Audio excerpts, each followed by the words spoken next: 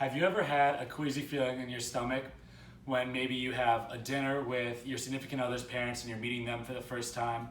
Or maybe you have that dream job interview and the last part of it is to go out to a lunch with a partner. And you are just terrified that you're going to make a fool of yourself because you never learned manners before? Well, I'm here to help you in all three phases of that type of setting. First, I'm going to show you what you should do when you arrive to the table. Next, I'm going to give you some advice about which silverware to use and when, and what actually belongs to you on the table if you're in a large group setting. And lastly, I'm going to give you some social skills tips for when you're actually at the table and how you should be acting in conversation and things like that.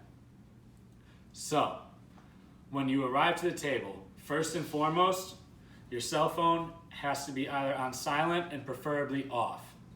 There's nobody else that should be important to you at this type of setting other than the people that are hosting you or you are trying to impress.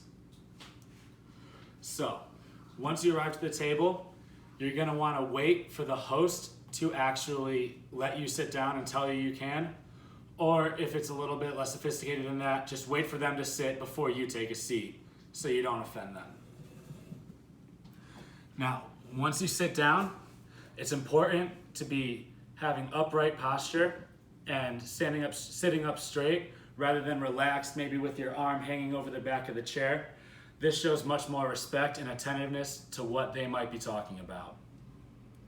Next, you have your napkin. You want to immediately put it in your lap, not hang it from your collar.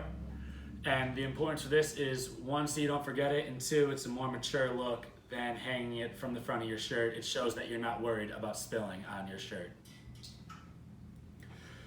Now, you see all this silverware in front of you and you might be kind of confused.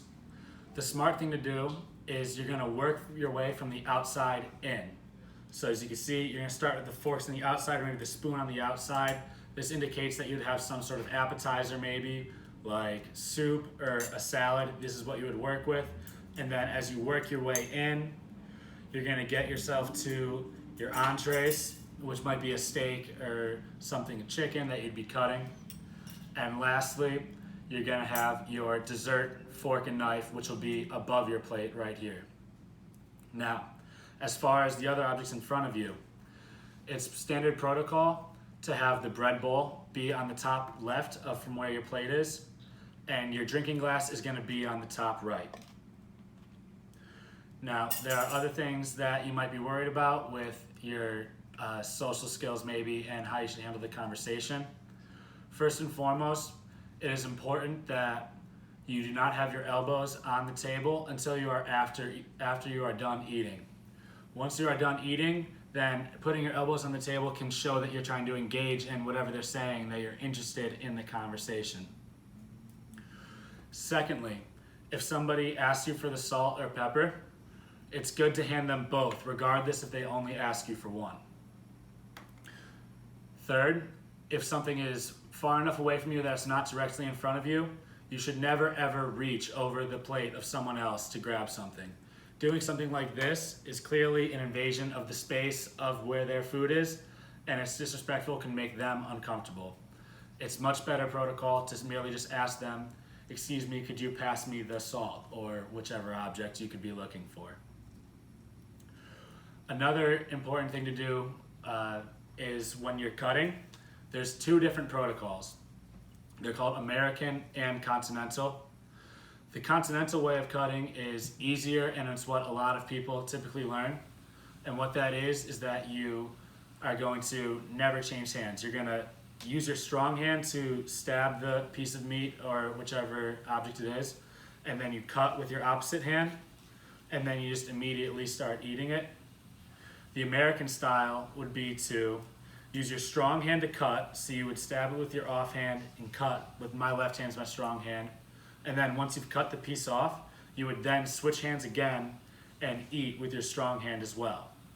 This might be a little bit more sophisticated, but both methods are typically acceptable, and the continental method, as you would guess, is what's used more commonly around the world. Now, some other things that are important for your dinner is you want to make sure that you're observant of the pace of other people's meals. because you don't want to eat too fast and then make the host think that you're still hungry and they have nothing left to provide you. However, if you're out to a dinner, you also don't want to eat too slowly and be the last one while other people may have some things they have to do and you're just taking up all the time in the world. Now, that is my presentation on what you should be doing in a formal dinner setting.